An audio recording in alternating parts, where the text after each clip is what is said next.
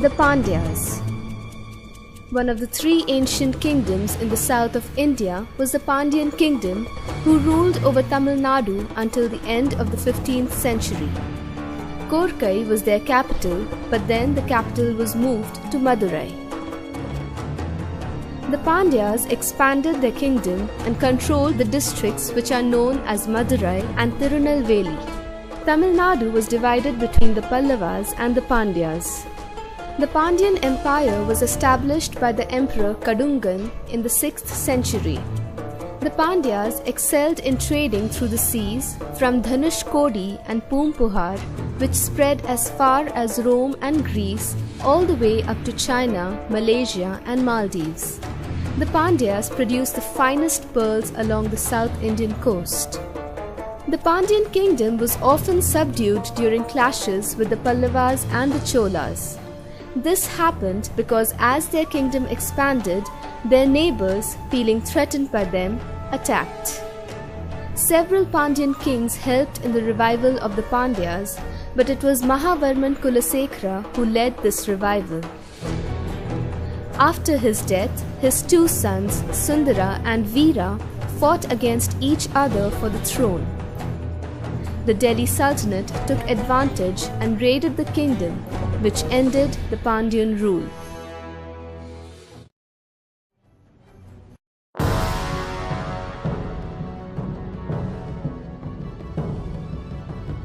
Persian and Greek invaders.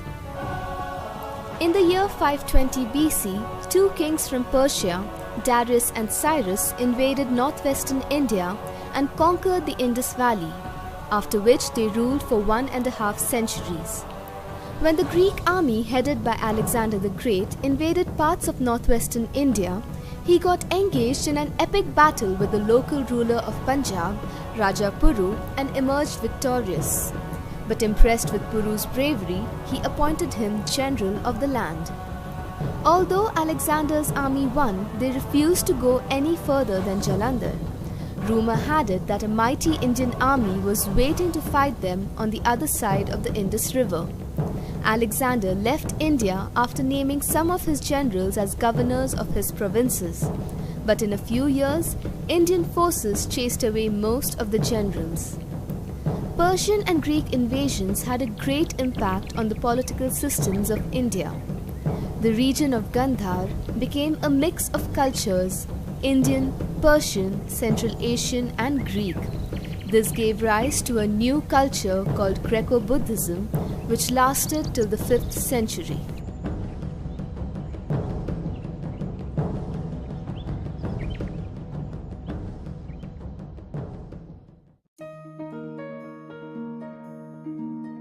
The Chola Empire.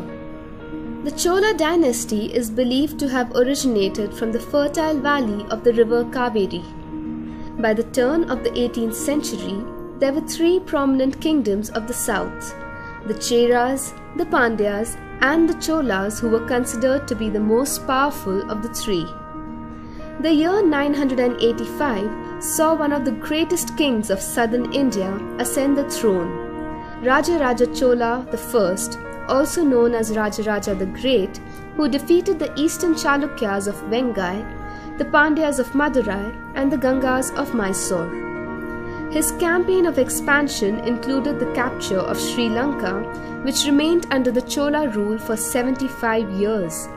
He also conquered the islands of the Maldives and even sent missions to Indonesia. Being an able administrator and a great lover of architecture, he commissioned the building of the magnificent temple of Tanjore.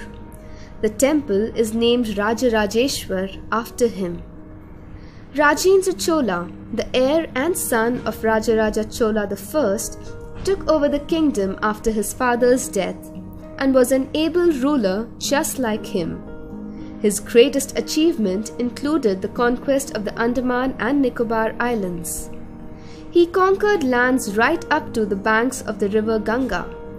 From the holy river, he collected the sacred water in golden pots and poured it into a tank he called Chola Ganga. He then adopted the title of Gangai Konda, which means victor of the Ganga.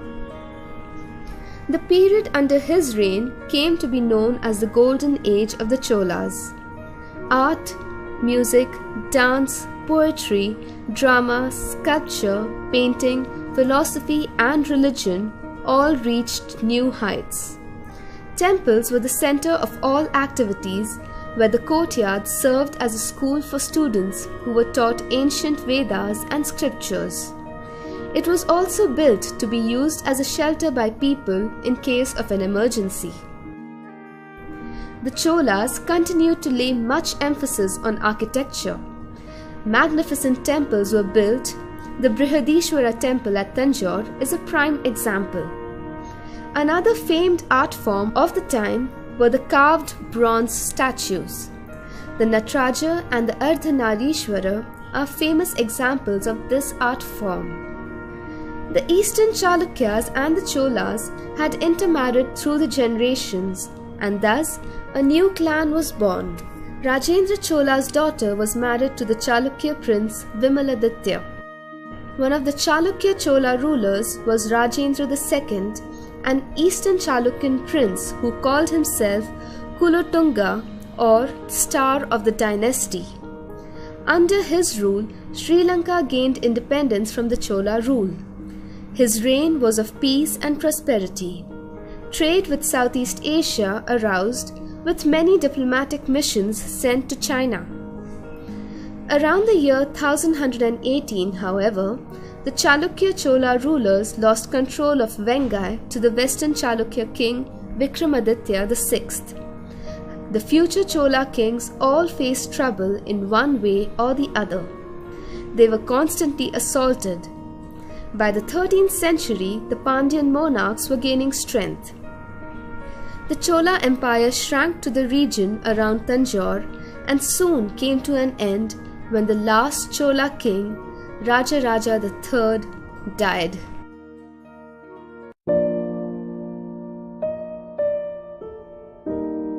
The Maurya Dynasty.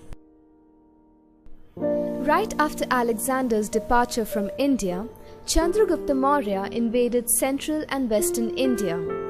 With Pataliputra as its capital near Patna, he had occupied northwestern India in its entirety by the year 316 BC. The great strategist and minister Chanakya, also known as Kautilya, was one of Chandragupta Maurya's closest advisors.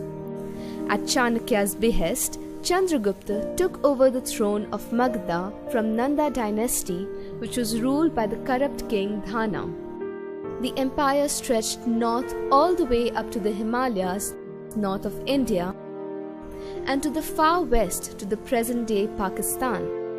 During this time, Chanakya went on to write the Arthashastra, one of the greatest collections of observations and manuals on economics, politics, foreign affairs, administration, warfare,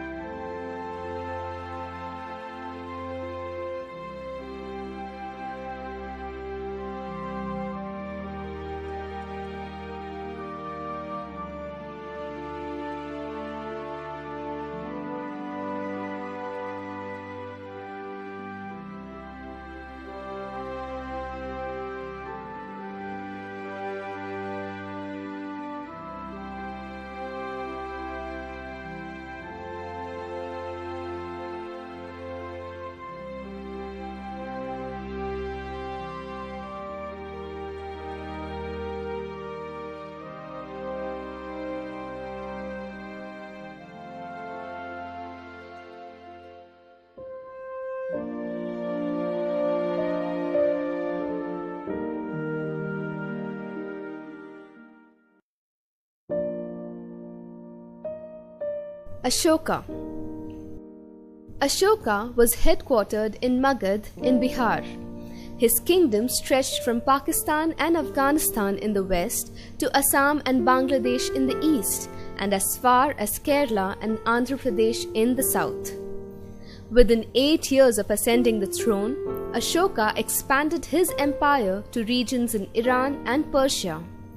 His quest to expand his empire, however, would change after the bloody Battle of Kalinga. In his younger days, Ashoka is said to have had a massive temper and was considered to be a very cruel person. He was nicknamed Chand Ashoka, which meant Ashoka the Fierce. Kalinga was a state in the fertile land between Godavari and Mahanadi rivers. Ashoka invaded this kingdom after they refused to bow down to him. It is said that 100,000 soldiers of the Kalinga army died in this war, and Ashoka too lost around 10,000 of his men. After the battle, Ashoka was very moved by the devastation he had caused. He saw burnt houses and scattered corpses all around, and the wails of the mourners pierced his ears. Ashoka adopted Buddhism soon after, embracing its message of peace. He made it the state religion and propagated its message within the boundaries of his kingdom as well as other parts of the world. He built thousands of stupas and viharas that stand until today. During his reign, Ashoka built many universities, water transit and irrigation systems to promote trade and agriculture. He constructed hospitals and renovated major roads throughout his kingdom and treated his subjects equally regardless of their politics, culture or class. All our knowledge of Ashoka's rule is from inscriptions he had carved on pillars and rocks throughout his kingdom. They all speak of compassionate living and spreading peace and love. After 40 years on the throne, Ashoka breathed his last at the ripe age of 72. He left behind a legacy of an able ruler and lawmaker, a hero, a monk, and a noble preacher of dharma. Ashoka was the last of the great kings of the Mauryan dynasty that eventually fell apart 50 years later.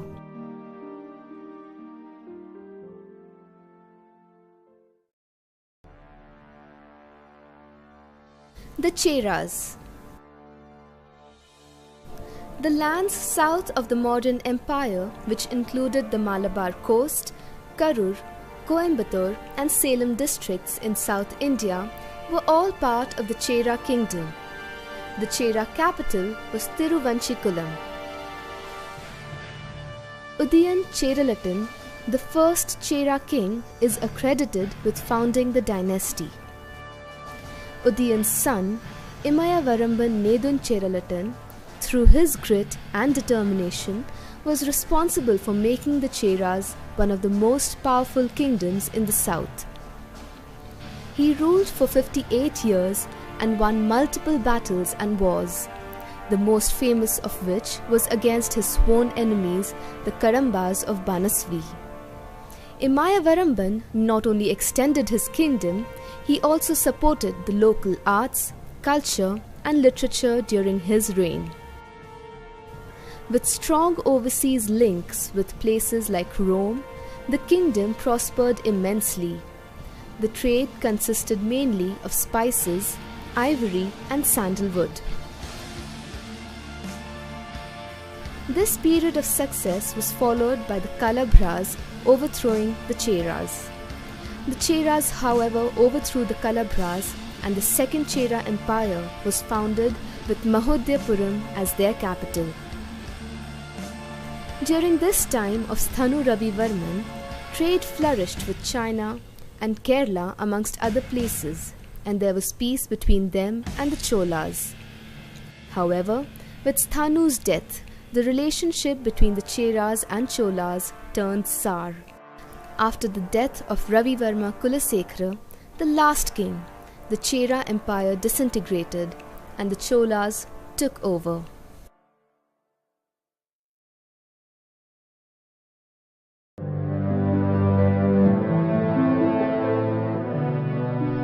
The Pallavas.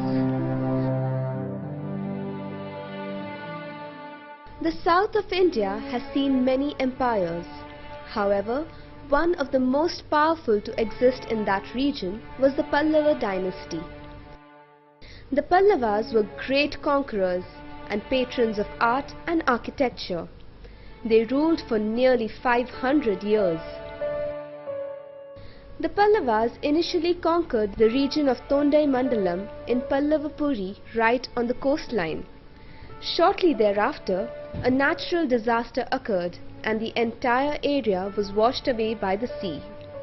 The Pallavas then moved to Kanchipuram, and it was from there that they built their mighty empire, which extended from northern Orissa to Tanjore and Trichy in the far south.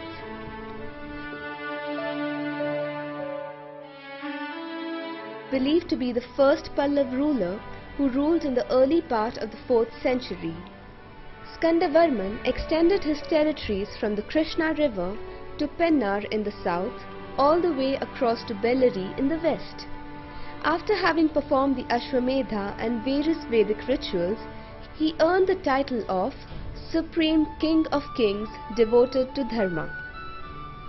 During the period of 350 to 575 BC, there were over 16 kings who ruled.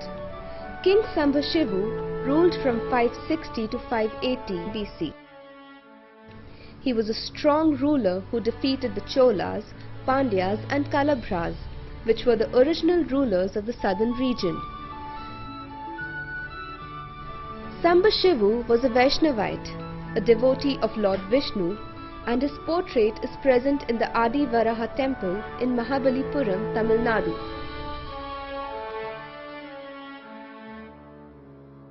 Sambhashivu was followed by his son Mahendravarman, who ruled from 600 to 630 BC. Mahendravarman was a very learned person, a poet and a skilled musician. His instrument of choice was the veena. He was also a patron of the arts, music and architecture which flourished during his reign.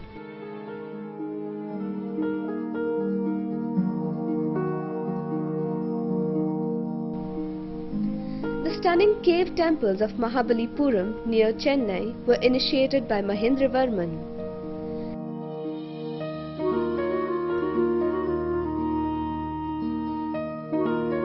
Narasimhavarman was Mahendravarman's brave and intelligent son.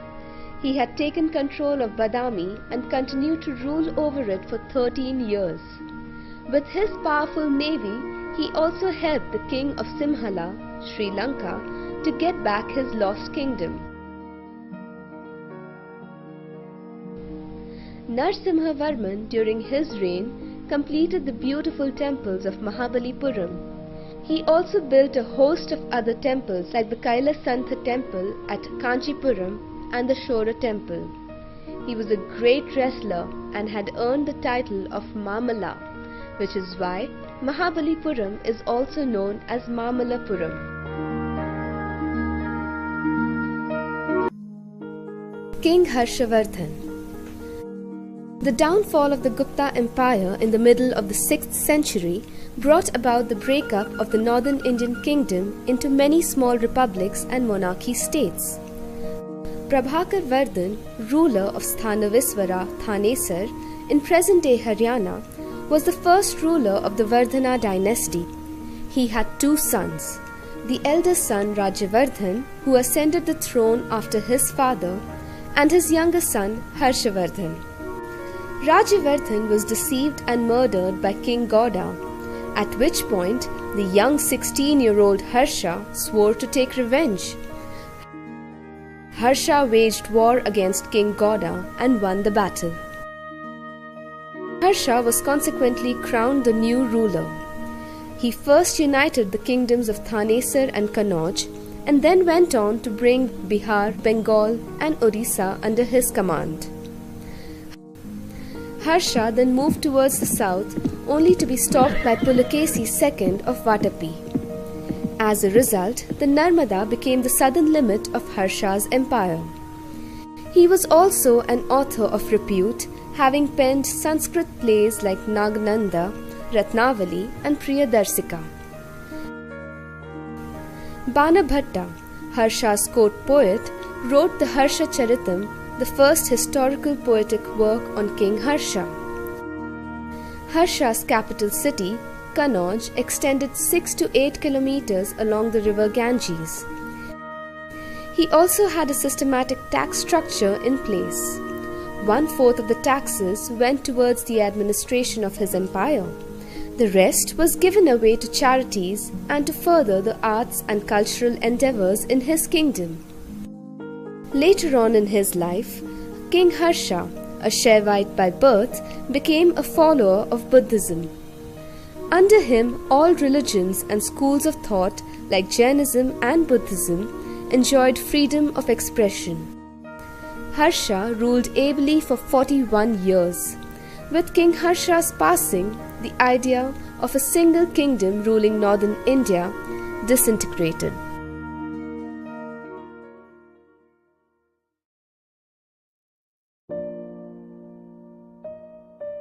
The Rajputs. In the 7th and 8th century, a group of people emerged who called themselves Rajputs, which meant sons of kings. They were warriors who hailed from Rajasthan and parts of central India. Rajputs were known for their courage and loyalty. Rajput women were trained for war and did not hesitate to go into the battlefield if their men were outnumbered. However, if the king and all his men were killed in a battle, Rajput women preferred to commit suicide rather than allow themselves to be taken as prisoners. This ritual was known as Jauhar. One of the most prominent Rajput kings was Prithviraj Chauhan. He ascended the throne at the age of 13 after the death of his father. He was adept at military targets and was known to hit moving targets merely by listening to the sound. His kidnapping of Princess Sanyogita is legendary. During her wedding to another man, Prithviraj bravely rode into the venue, abducted her and sped away. Her father's soldiers chased him but were unable to catch him. He got away and married his beloved. In the meantime, he spread his empire and controlled most of Rajasthan and Haryana, unifying Rajputs against Muslim invasion. A Muslim conqueror named Muhammad Shahabuddin Ghori was capturing nearby kingdoms. As he covered more areas, he became a threat to Prithviraj's territory. At the Second Battle of Tarain, Prithviraj was defeated and captured. It is said that he was tortured and his eyes were blinded with red-hot iron rods. Thereafter, in an archery contest, he displayed his skills by hitting targets in spite of being blinded. Ghori is said to have praised him for this feat. On hearing his voice, Prithviraj is believed to have aimed an arrow in his direction that killed his enemy. Maharana Pratap, the ruler of Mewar, is synonymous with Rajput valor and chivalry. He continued his combat with the Mughals and other infiltrators for the rest of his life. Gradually, the power of the Rajputs dwindled as they were no match for the Mughals. When the British arrived in India, the Rajput states became colonies, this ending the reign of the Rajputs forever.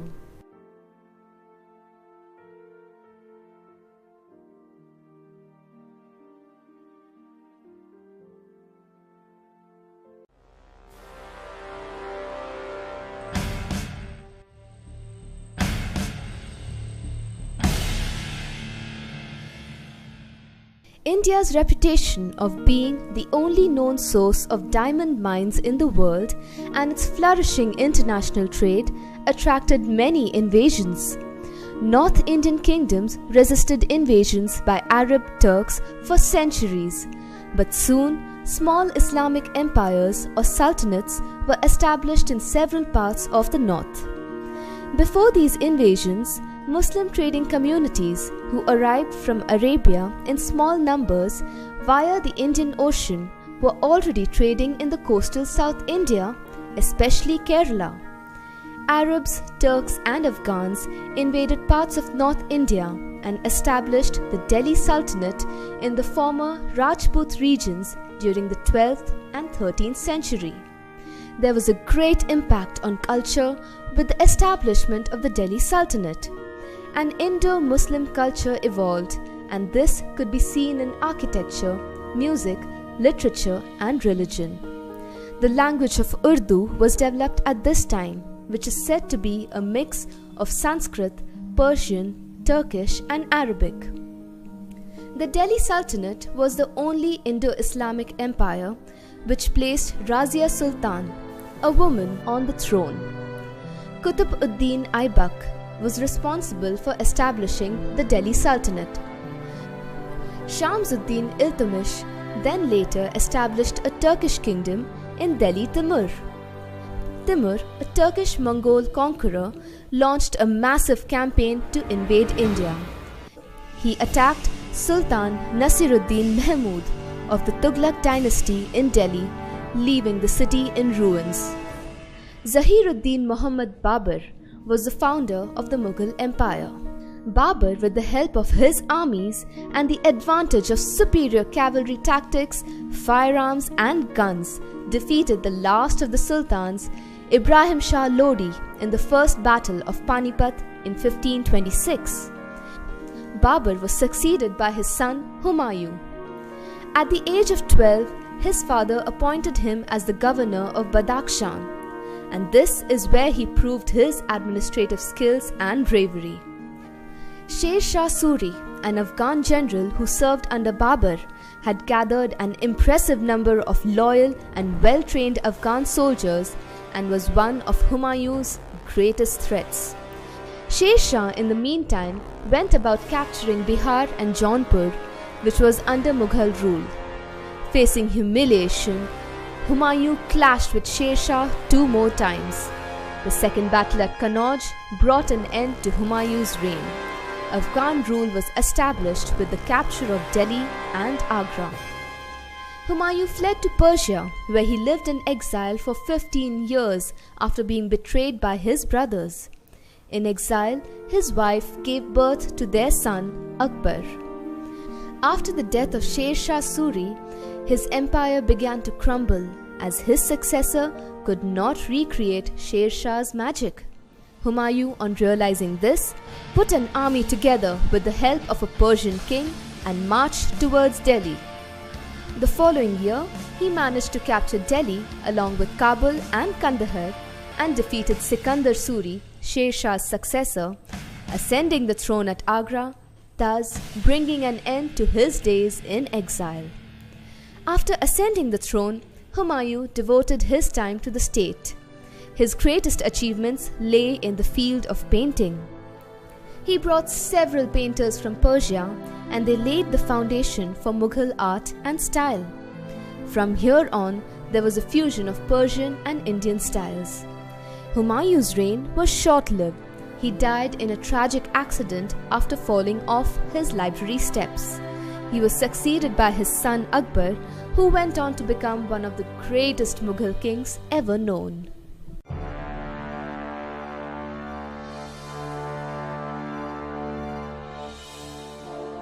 Akbar spent his entire childhood learning how to fight and hunt. He had no interest in learning how to read and write. However, Akbar was the only Mughal emperor who was illiterate and still had a penchant for knowledge. Akbar was made king at the age of 13 after the death of his father. Akbar was with Bairam Khan at the time of his father's passing, and Bairam was made regent as Akbar was too young. On many occasions, Bairam led campaigns on Akbar's behalf to expand the kingdom. Hemu, the Hindu minister of an Afghan prince, Adil Shah, was waiting for a chance to defeat Akbar. Hemu attacked the kingdom of Delhi and emerged victorious, crowning himself the ruler of Delhi. In retaliation, Akbar launched a scathing attack in the second battle of Panipat. The two armies fought valiantly, and it seems as if the Mughals were fighting a losing battle, until an arrow hit Hemu's eye and he fainted. Hemu's men thought that he was dead and put down their weapons, accepting defeat. Akbar became king again. He won many more battles and added more regions to his kingdom, stretching from the Indo-Ganges basin to Kashmir and Afghanistan all the way down to Bengal in the east and part of Deccan in the south. Although Akbar was a young king, he was shrewd and organized. He got rid of all his ministers whom he felt were over-ambitious and were looking to covet his position.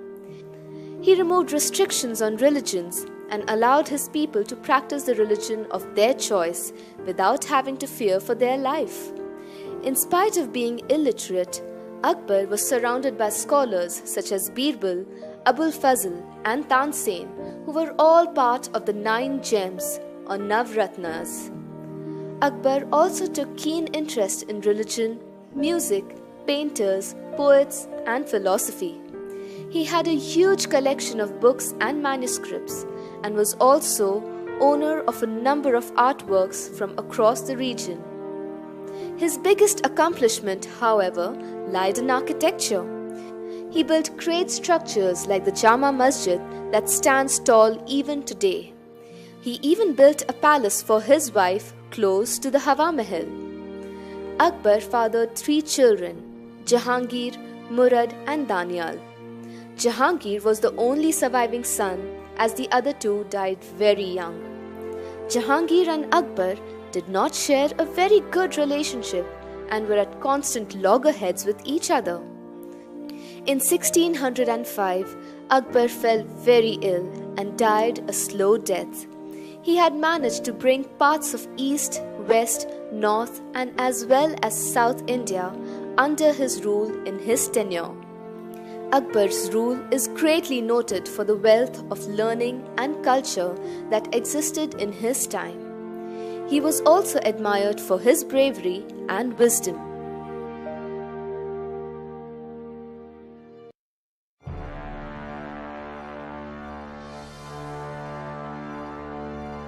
Aurangzeb. Aurangzeb, born in 1618, was considered as the last great Mughal emperor. He was the 3rd son of Shah Jahan and Mumtaz Mahal. By the time he turned 16, Shah Jahan gave him the post of the governor of Deccan. Aurangzeb moved to Kirki in the Deccan region, which he renamed Aurangabad after him. After some time, Shah Jahan began to favor his elder son Dara Shikoh. Aurangzeb soon earned his father's disfavor and was asked to step down from his post. However, after mending ties with his father, he was made governor of Gujarat, where he did well and was rewarded. By 1647, he was made governor of Balkh and Badakhshan, which lie in the present-day Afghanistan and Tajikistan, replacing his ineffective brother Murad Bakhsh. These areas were constantly attacked by rebels, and Aurangzeb managed to quell them with his military skills. When he was appointed as the governor of Multan and Sindh, he engaged in a long battle in an effort to capture Kandahar from the Safavid army. Unfortunately, Aurangzeb failed to do so and once again earned his father's anger. He was once again appointed the governor of Deccan. Soon after Shah Jahan fell ill, all his sons began to fight over the throne. Aurangzeb defeated his brother Dara's army and condemned him to death, and took his father as prisoner. He defeated his other brothers too, and soon after took over the throne at Agra. His rule lasted 49 years.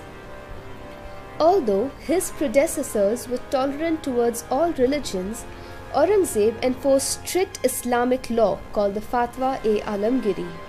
He destroyed many Hindu temples, prohibited religious meets, and enforced unfair taxes on non-Muslims, which Akbar had removed. Aurangzeb extended the empire both in the northwest and northeast.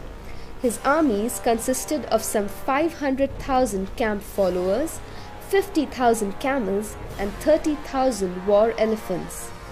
In a quick span of time, he invaded Punjab and Afghanistan. Because of his restrictive rule, Aurangzeb had many enemies, especially the Sikhs. When he insisted that all Kashmir Brahmins must convert to Islam, the helpless Kashmiris turned to the Sikh Guru Tegh Bahadur for help. Aurangzeb refused to listen to his pleas and insisted that he too must convert to Islam. When Tegh Bahadur refused, Aurangzeb had him executed, which triggered a rebellion from the Sikhs. Aurangzeb's army continued to weaken. It was at that time that his new enemies, the Marathas, attacked him, led by Shivaji. For 27 years, the two armies fought many battles, and only after Shivaji's death in 1680 did Aurangzeb and his army get some respite. This relief was short-lived, as the Rajput of Jodhpur and Mewar joined forces and rebelled against Aurangzeb. They declared themselves independent of his rule. Aurangzeb sent his son to quell their rebellions, only to learn later that his son would deceive him. Akbar, Aurangzeb's son, declared himself king and soon fled to the Deccan, where he allied with Shivaji's son Sambhaji. Aurangzeb later sent his son into exile in Persia, from where he never returned. Aurangzeb then captured Sambhaji and killed him. The decline of the empire had already begun. Aurangzeb's political power had weakened because of the time he spent on military matters. His governors and generals became powerful, and many declared themselves independent rulers. Aurangzeb breathed his last in 1707, though the empire officially came to an end in 1857 when Emperor Bahadur Shah Zafar was put on trial. It was at that time that the Mughal Empire was completely wiped out.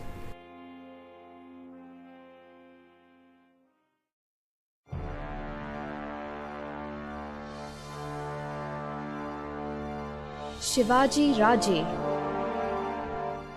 Shivaji Raje Bhosle was born on 19th February 1630 at the hill fort of Shivneri near Junnar in the Pune district. He belonged to the Bhosle clan who founded the Maratha Empire. His mother, Jijabai, was a pious and far-sighted lady. Shivaji was extremely devoted to his mother, and her religious manner left a great impression on him. Shivaji's father, Shahji, served alongside Malik Ambar, who defended the Deccan region against the Mughals. He always tried to free their kingdom from the Sultanate of Bijapur and establish a Swaraj empire.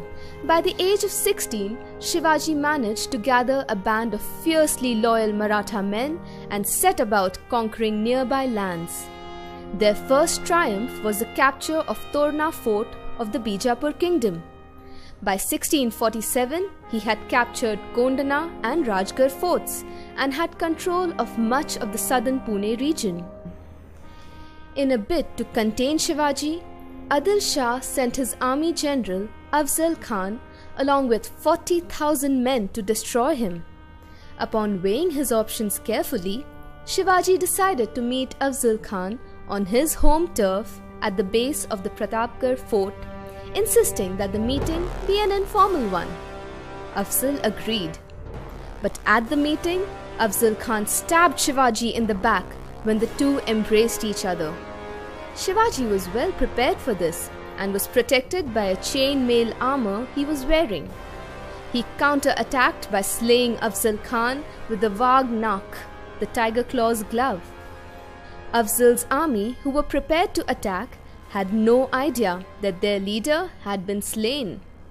The Mughal Emperor Aurangzeb now identified Shivaji as a major threat and sent his uncle Shaista Khan with a large army to defeat him. But he did not stay defeated for long and soon overthrew Khan and re-established his rule. In a few years, he recovered most of his forts. He was even captured on one occasion but managed to plot an ingenious escape plan by hiding in a basket full of fruits. Shivaji's center of power and growth became the fort of Raigarh in the Raigarh district of Maharashtra. This place became Shivaji's capital city. Perched on top of a hill that was cut off from the Western Ghats, the fort was virtually inaccessible from three sides. Under his rule, untouchables were given true justice. They were also recruited in the army as well as promoted. He brought true justice to those who were wronged. The people of his land loved him and truly worshipped him. He allowed his people to follow their religion of choice.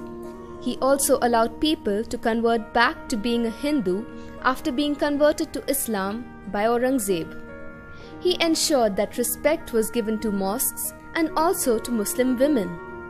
Because of these qualities, he inspired his people so much that the Maratha Empire continued to fight the Mughal rule for 27 years after his death. Shivaji breathed his last in 1680, but is fondly remembered for his acts of bravery and kindness towards his people even today. His birthday is celebrated with grand fervour amongst Maharashtrians.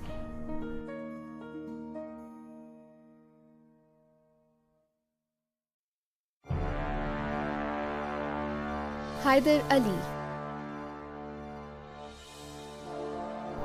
The Vodiyar dynasty, one of the most prominent dynasties of the south, ruled the kingdom of Mysore. Hyder Ali and his son Tipu Sultan made their mark in this region. Hyder Ali was born at Budikot around the year 1720. He started off his career as a soldier. He was a petty officer in the army and was assistant to the Nizam, who was the Mughal deputy in South India. When the Nizam was assassinated, a lot of confusion followed, and in the midst of all the chaos, Hyder Ali's services attracted the attention of Nanjaraj, the minister of the Raja of Mysore. Hyder Ali received an independent command, and over the next 12 years, the minister and the king depended on him and were under his control. Hyder Ali rose in ranks until he replaced the king. He extended his empire right up to the lands in the north beyond the Tungabhadra river. He spent much of his time in building up a strong army to deal with the Marathas in the northwest and the British on the east and west coast. The Marathas waged 4 damaging wars against Hyder Ali, but after the death of their leader, Peshwa Madhav Rao in 1772, Hyder Ali sought the friendship of the British so that they could together defeat the Marathas. The British, however, had other ideas and wanted to undermine his powers and use him. This led to the First Anglo-Mysore War in 1767. Hyder Ali's campaign against the British proved successful, and he got the British to sign a mutual defence treaty with him. The British went back on their word when they were attacked by the Marathas. In 1780, Hyder Ali waged his second battle against the British. He was defending his kingdom as best as he could, but then suddenly died of cancer. He was succeeded by his son Tipu Sultan, whom he had educated and trained well. Tipu was fluent in a number of languages and was a good student of mathematics and science. He had a great appetite for learning. He was also an avid reader, and his library was filled with over 2,000 books in different languages. Tipu was given exposure to both military and political affairs at a very young age.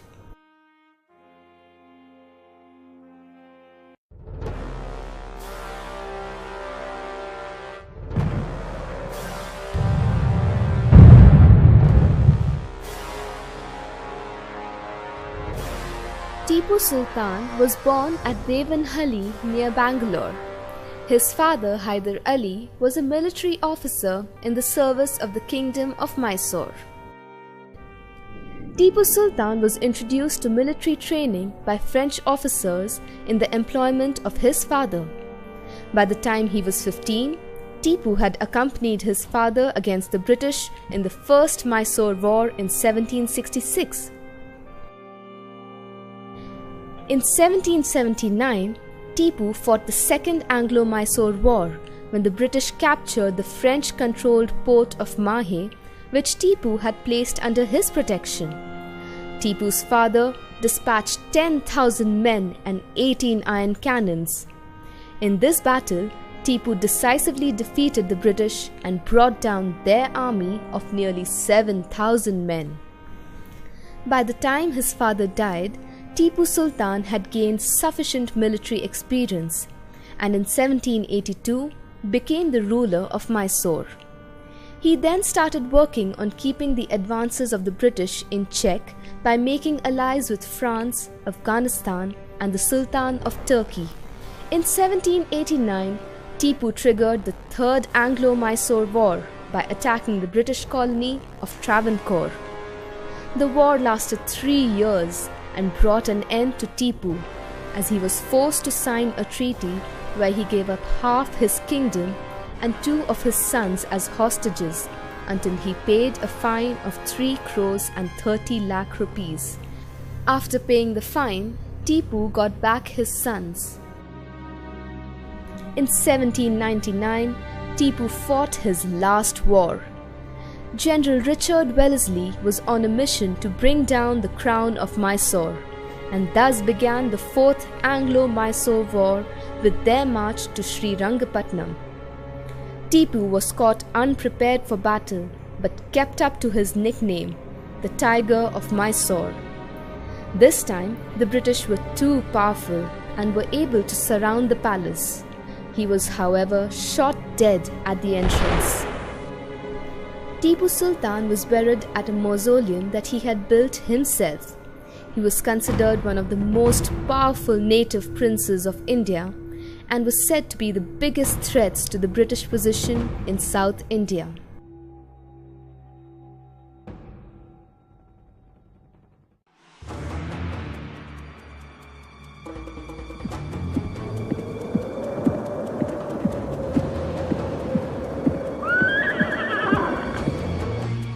Rani Lakshmi Bai. Lakshmi Bai, the Rani of Jhansi, was the queen of the Maratha-ruled princely state of Jhansi, situated in the northern part of India. Her father worked at the Peshwa court of Bithur, and because of his influence at court, Lakshmi Bai had more independence than most women. She studied self-defense, horsemanship, archery, and even formed her own army out of her female friends at court. Lakshmi Bai was married to Raja Gangadhar Rao Nevalkar, the Maharaja of Jhansi in 1842, at the early age of 7. She gave birth to a son, Damodar Rao, in 1851. However, the child died when he was about 4 months old. After his death, the Raja and Rani of Jhansi adopted Anand Rao. It is said that Gangadhar never recovered from his son's death and died on 21st November 1853. Lord Dalhousie, the Governor-General of India at that time, tried to take advantage of the misfortune of Jhansi to expand the British Empire. In 1854, Rani of Jhansi was granted an annual pension of 60,000 and was ordered to leave the Jhansi fort. She was, however, firm on the decision to not give up the dominion of Jhansi to Britishers. For strengthening the defense of Jhansi, Rani Lakshmi Bai assembled an army of rebels which also included women. For this great cause, she was also supported by brave warriors like Ghulam Ghaus Khan, Dost Khan, and Diwan Jawahar Singh. On 10th May 1857, the Indian Rebellion started in Meerut. This began after the rumor that new bullet casings for the Enfield rifles were coated with pork and beef fat, and unrest began to spread throughout India. Rani Lakshmi Bai had always been hesitant about rebelling against the British. Her hesitation eventually came to an end when British troops arrived under Sir Hugh Rose and laid siege to Jhansi on 23 March 1858. Along with the young Damodar Rao, the Rani decamped to Kalpi along with her troops, where she joined other rebel forces including those of Tatya Tope. However, on 17 June 1858, while battling against the 8th Musars in Kota Ki Serai, near the Fulbagh area of Gwalior, she was killed in battle. The British captured Gwalior 3 days later. In the British report of the battle, General Sir Hugh Rose commented that the Rani, remarkable for her beauty, cleverness and perseverance, had been the most dangerous of all rebel leaders. Her adopted son Damodar Rao fled with his mother's aides.